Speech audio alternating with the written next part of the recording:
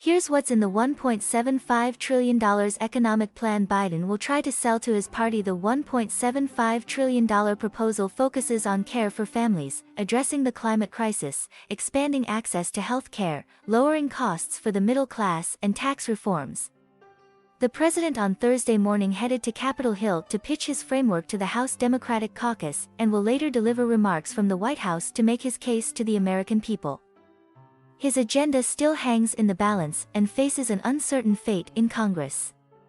Progressive House Democrats remain skeptical of the plan and want to see the full legislative text and are threatening to hold their votes for the bipartisan infrastructure package until that text is released. The new plan makes major concessions and does not have several key planks that Biden had initially proposed, including paid family and medical leave, prescription drug pricing provisions, free community college and vision or dental Medicaid coverage. Here's what is included in the plan: children and caregiving free, and universal preschool for all 3- and 4-year-olds, which amounts to the biggest expansion of public education in 100 years, according to the White House.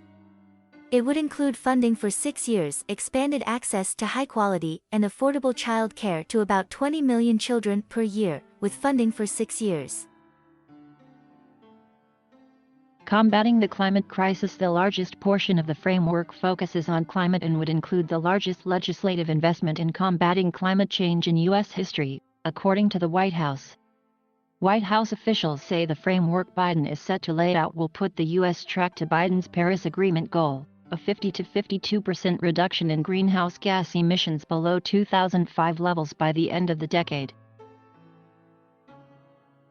$320 billion for clean energy tax credits.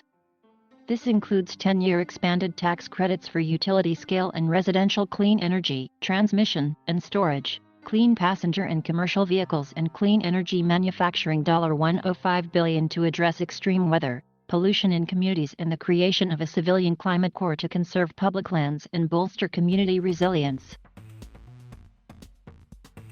$110 in investments and incentives for clean energy technology, manufacturing, and supply chains. $20 billion to provide incentives for the government to purchase next-generation technologies, including clean construction materials. Healthcare. Lower premiums for 9 million Americans who buy insurance through the Affordable Care Act.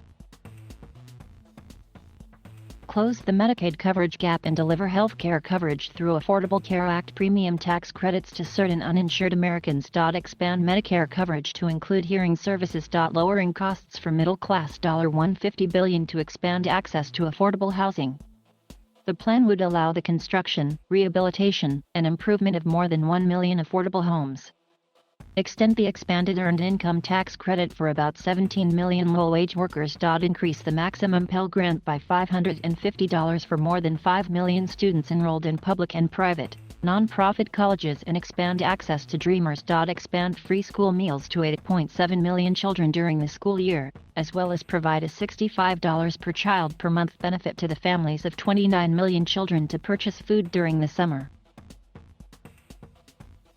Tax reforms. After months of negotiations and concessions that resulted in Biden's initial proposal of $3.5 trillion being cut in half, the White House expressed confidence on Thursday morning that this new framework would have enough support to pass both the House and the Senate. This will be the most transformative investment in children and caregiving in generations, the largest effort to combat climate change in history, a historic tax cut for tens of millions of middle-class families, and the biggest expansion of affordable health care in a decade, a senior administration official said Thursday. The official continued, and it is entirely paid for by rewarding work, not wealth, and ensuring that the super wealthy and corporations pay their fair share and can't cheat every honest American on their tax bills.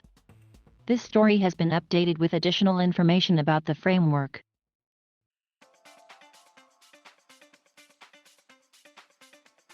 Thank you for watching.